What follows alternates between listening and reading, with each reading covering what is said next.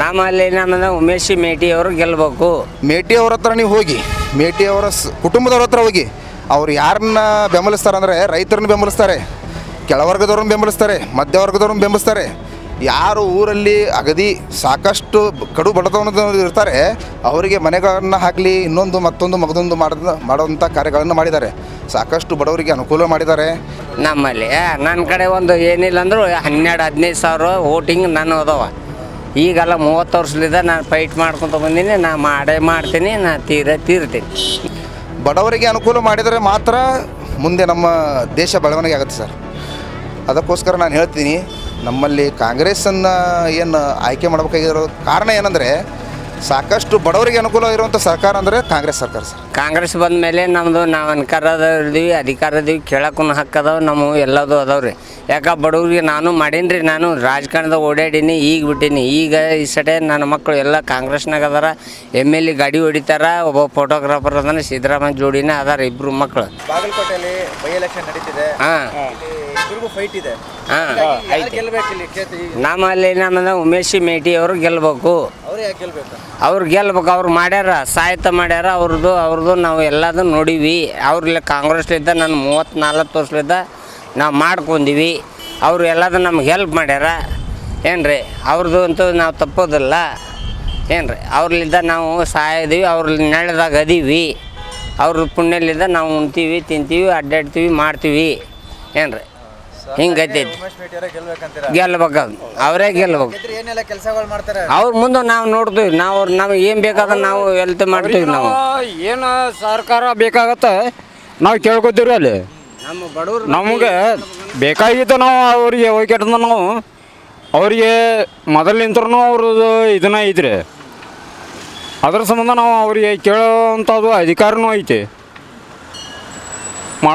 ಮಾತಾಡೋಕ್ಕೂ ನಮ್ಗೆ ನಾವು ಇದು ಮಾಡಿದಿವ್ರಿ. ಅಲ್ಲಿ ಕಾಂಗ್ರೆಸ್ ಬೇಕು.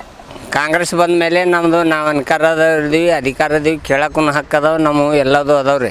ಯಾಕೆ ಬಡವ್ರಿಗೆ ನಾನು ಮಾಡೀನಿ ರೀ, ನಾನು ರಾಜಕಾರಣದಾಗ ಓಡಾಡೀನಿ, ಈಗ ಬಿಟ್ಟೀನಿ. ಈಗ ಈ ಸಡೆ ನನ್ನ ಮಕ್ಕಳು ಎಲ್ಲ ಕಾಂಗ್ರೆಸ್ನಾಗ ಅದಾರ.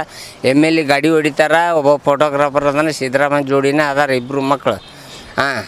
ಅದು ನಾವು ವಿಚಾರ ಮಾಡೋಲ್ಲ. ಅವರು ಅದರ ಮಕ್ಕಳು ಅದಾರ ಅಂತೇಳಿ ನಾನು ಎಲ್ಲಿ ಹರ್ಯಾಡಕ್ಕೆ ಹೋಗಲ್ಲ, ಎಲ್ಲಿ ಹೋಗೋದಿಲ್ಲ. ಆಗ ನನಗೆ ಮನೆಗೆ ಕುಂದಿರ್ಸ್ಯಾರ. ಅದಕ್ಕೆ ಅಧಿಕಾರದೊಳಗೆ ನಾವು ಹೋಗೋದಿಲ್ಲ. ಆದ್ರೆ ನನಗೆ ಬೇಕಾಗೋದು ಕಾಂಗ್ರೆಸ್ ಬೇಕು. ನಮ್ಮ ಅಧಿಕಾರ ಉಮೇಶ್ ಮೇಟಿಯವರ ಬರ್ಬೇಕು ನಮ್ಮ ಮನೆ. ನಮ್ಮಲ್ಲಿ ನನ್ನ ಕಡೆ ಒಂದು ಏನಿಲ್ಲ ಅಂದರೂ 12-15 ಸಾವಿರ ವೋಟಿಂಗ್ ನಾನು ಅದಾವ. ಈಗೆಲ್ಲ 30 ವರ್ಷದಿಂದ ನಾನು ಫೈಟ್ ಮಾಡ್ಕೊತ ಬಂದೀನಿ. ನಾನು ಮಾಡ್ತೀನಿ, ನಾನು ತೀರ್ತೀನಿ. ನಮ್ಮ ಅಜ್ಜ ಮುತ್ತೇನು ಅವರು ಅದಾರ, ನಾವು ಮಾಡ್ತೀವಿ. ಯಾರು ಏನು ಮಾಡಿದ್ರೆ ನಾವು ಯಾರ್ದು ಕಾಂಗ್ರೆಸ್ನ 10 ರೂಪಾಯಿ ತಿನ್ನಲ್ಲ, ನಾವು ಯಾರ್ದು ಏನು 10 ರೂಪಾಯಿ ತಿನ್ನಲ್ಲ. ನಾನು ಮನೆಗೆ ಬರ್ತೈತಿ. ನನಗೆ ಎಲ್ಲಿ ಬರ್ಬೇಕಂದ್ರೆ ಅಲ್ಲಿದ್ದ ಬರ್ತೈತಿ. ನನಗೆ ನಾ ಇದ್ದಿದ್ದೆ ಹೇಳ್ತೀನಿ, ಹೇಳ್ತೀನಿ ನೋಡಿ. ನಾನು ಅವರು ನಮ್ಮ ಮಗನ ಕಾಂಗ್ರೆಸ್ ಆತಂದ್ರೆ ರೀ ಒಂದು ಪಾಲಿಗೆ ಚಲೋನದು. ಯಾಕಂತ ಕೇಳ್ರಲ್ಲ, ಈಗ BJP ಅವರು ಬರಲಿ, ಇವತ್ತು JDS ಬರಲಿ, ಕಾಂಗ್ರೆಸ್ನ ಬರಲಿ, ಯಾವುದೋ ಬರಲಿ, ಈಗ ನಮಗೆ ಉದ್ಯೋಗದಾರಿಗೆ ಮೇನ್ ಅವರು ಉದ್ಯೋಗ ಮಾಡೋಕೆ ಕೊಡಬೇಕು. ಅವ್ರೇನು ರೊಕ್ಕ ಕೊಡೋಲ್ಲ, ಅವ್ರೇನು ಇದು ಮಾಡೋಲ್ಲ. ನಮ್ಮ ದುಡುಕಿ ನಾವು ದುಡಿತೀವಿ, ಮಾಡ್ತೀವಿ, ನಮ್ಮ ಪಕ್ಷ ನಾವು ಮಾಡ್ತೀವಿ ಅಷ್ಟೇ. ಹೌದಲ್ರಿ, ಯಾರು ಏನು ರೊಕ್ಕ ಕೊಡೋಲ್ಲ. ಕೊಡ್ತಾರೆ ಇಲೆಕ್ಷನ್ ಟೈಮ್ನಾಗ 1000-1500 ಕೊಟ್ರಪ್ಪ ಅಂದ್ರೆ ಅದು ಏನು 2 ದಿವಸ ಆಗಲ್ಲ ನಮ್ಗೆ. ನಾವು ಕಂಟಿನ್ಯೂ ಸಾಯ ಮಟ್ಟ ದುಡಿಬೇಕು. ನಮ್ಮದು ನಾವು ನೋಡ್ಕೋಬೇಕು. ನಾನೊಬ್ಬ ಏನು ದೊಡ್ಡ ಪೂರ್ಣ ವಯಸ್ಸನ್ನು ಮೀರಿದಂಥ ವಯಸ್ಕನೂ ಅಲ್ಲ, ಒಂದು ಮಧ್ಯಮ ವರ್ಗದವನು. ಮತ್ತು ಇನ್ನೊಂದು ಹೇಳ್ಬೇಕಂದ್ರೆ ನಾನು ಮೂಲತಃ ಒಬ್ಬ ಕೆಳಮಟ್ಟದ ವರ್ಗದಿಂದ ಕೂಡಿದಂಥವನಾಗಿರ್ತೀನಿ. ನಮಗೇನಾದರೂ ಅನುಕೂಲವಾಗಿದ್ದರೆ ಅದು ಕಾಂಗ್ರೆಸ್ ಸರ್ಕಾರದಿಂದ ಮಾತ್ರ ಅಂತ ನಾನು ಹೇಳ್ತಾ ಇದ್ದೀನಿ. ಯಾಕಂತಂದರೆ ನಮಗೆ ಯಾವುದೇ ಒಂದು ತೊಂದರೆ ಆದಾಗ ಬಂದು ನಿಂತು ನಮಗೆ ಒಳ್ಳೆಯದನ್ನಾಗಲಿ ಕೆಟ್ಟದ್ದನ್ನಾಗಲಿ ಆಲಿಸಿ ಇವರಿಗೇನು ಸಮಸ್ಯೆ ಇದೆ, ಏನು ಸರಿ ಮಾಡಿದರೆ ಏನಾಗುತ್ತೆ, ಏನು ಮಾಡಿದರೆ ಅನುಕೂಲವಾಗುತ್ತೆ ಅನ್ನುವಂಥದ್ದನ್ನು ನೋಡಿದವರು ಕಾಂಗ್ರೆಸ್ನವರು ಮಾತ್ರ ಅಂತ ನಾನು ಅನ್ಕೊತೀನಿ ಸರ್. ಈ ಕ್ಷೇತ್ರಕ್ಕೆ ಸರ್ ಅಂದರೆ ಉಮೇಶ್ ಮೇಟಿ ಅವರೇ ಯಾಕೆ ಬರಬೇಕು ಅಂತ ಸರ್, ನೀವು ಈ ಕ್ಷೇತ್ರದಲ್ಲಿ ನೀವು ಒಂದು ಪ್ರತ್ಯೇಕವಾಗಿ ಈ ಕ್ಷೇತ್ರದಲ್ಲಿ ನೀವು ಏನಾದರೂ ಪರಿಗಣಿಸಬೇಕಾದರೆ ಇವಾಗ ಚರಂತಿಮಠ ಸಾಹೇಬರಿದ್ದಾರೆ ನಮ್ಮಲ್ಲಿ ನಮ್ಮ ಕ್ಷೇತ್ರದಲ್ಲಿ. ಅವರು 10 ವರ್ಷ ಆಳ್ವಿಕೆ ಮಾಡಿದ್ದಾರೆ. ಯಾವ ಕೆಳವರ್ಗದ ಜನಾಂಗದ ಹತ್ರ ಹೋಗಿ ನಿಮ್ಮ ಸಮಸ್ಯೆಗಳು ಏನು, ನಿಮಗೇನು ತೊಂದರೆಗಳಿದೆ, ನಿಮಗೇನು ಅನುಕೂಲ ಮಾಡಿದರೆ ನೀವು ಮುಂದೆ ಬರ್ತೀರಾ ಅಂತ ಯಾರಿಗಾದರೂ ಕ್ವಶನ್ ಮಾಡಿ ಅವ್ರಿಗೇನು ಅನುಕೂಲ ಬೇಕಾದನ್ನು ಮಾಡಿದ್ದಾರೆ ಅಂತಂದರೆ, ನಾನು ಇವತ್ತಿಂದ ಯಾವುದೇ ರೀತಿಯಿಂದ ಹೊರಗಡೆ ಬಂದು ನನ್ನ ವಿಚಾರಗಳನ್ನು ಹೇಳ್ಕೊಳ್ಳೋದಾಗಲಿ ಮಾಡೋದಿಲ್ಲ.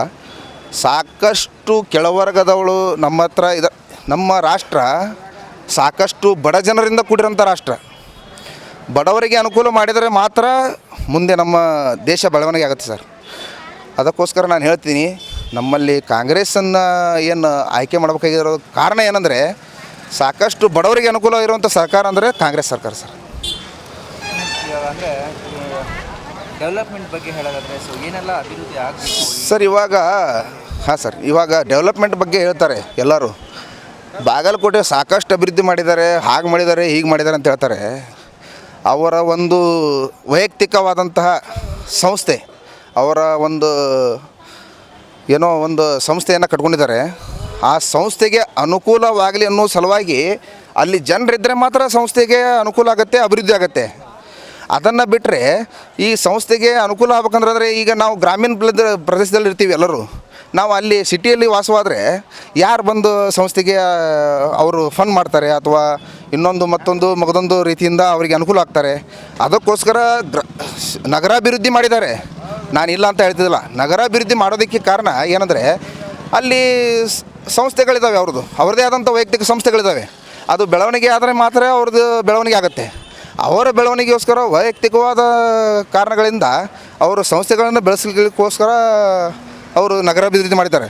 ಮೇಟಿ ಅವ್ರ ಹತ್ರ ನೀವು ಹೋಗಿ, ಮೇಟಿ ಅವರ ಕುಟುಂಬದವ್ರ ಹತ್ರ ಹೋಗಿ, ಅವ್ರು ಯಾರನ್ನ ಬೆಂಬಲಿಸ್ತಾರೆ ಅಂದರೆ ರೈತರನ್ನ ಬೆಂಬಲಿಸ್ತಾರೆ, ಕೆಳವರ್ಗದವ್ರನ್ನ ಬೆಂಬಲಿಸ್ತಾರೆ, ಮಧ್ಯವರ್ಗದವ್ರನ್ನ ಬೆಂಬಲಿಸ್ತಾರೆ.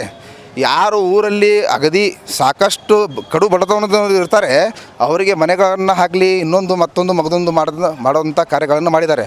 ಸಾಕಷ್ಟು ಬಡವರಿಗೆ ಅನುಕೂಲ ಮಾಡಿದ್ದಾರೆ. ಯಾರನ್ನು ಬೇಕಾದರೂ ಕೇಳಿ ನೀವು, ನಮ್ಮೂರಲ್ಲಾಯಿತು, ಇನ್ನೊಂದು ಗ್ರಾಮೀಣಾಭಿವೃದ್ಧಿ ಪ್ರದೇಶದಲ್ಲಾಯಿತು, ಎಲ್ಲೇ ಹೋಗಿ ನೀವು ರೈತರಿಗೆ ಬೆನ್ನೆಲುಬಾಗಿ ನಿಂತವ್ರು ಅಂತ ಯಾರು ಅಂತಂದ್ರೆ ಅವರು ಮೇಟಿಯವರು ಅಂತ ನಾವು ಹೇಳ್ಬೋದು. ಯಾಕಂತಂದರೆ ಸಾಕಷ್ಟು ಹಳ್ಳಿಗಳಿದ್ದಾವೆ, ಹಳ್ಳಿಗಳಿಂದ ಹಳ್ಳಿಗಳಿಗೆ ಕೂಡುವಂಥ ರಸ್ತೆಗಳಿದ್ದಾವೆ. ಆ ಹಳ್ಳಿಗಳಿಂದ ಹಳ್ಳಿಗಂತ ಕೂಡುವಂಥ ರಸ್ತೆಗಳನ್ನು ಮಾಡಿರೋದು ಬೇರೆ ಯಾರೂ ಅಲ್ಲ, ನಮ್ಮ ಮೇಟಿಯವರು ಅಂತ ಹೇಳಿ ನಾವು ಹೇಳೋದಕ್ಕೆ ಇಷ್ಟಪಡ್ತೀವಿ.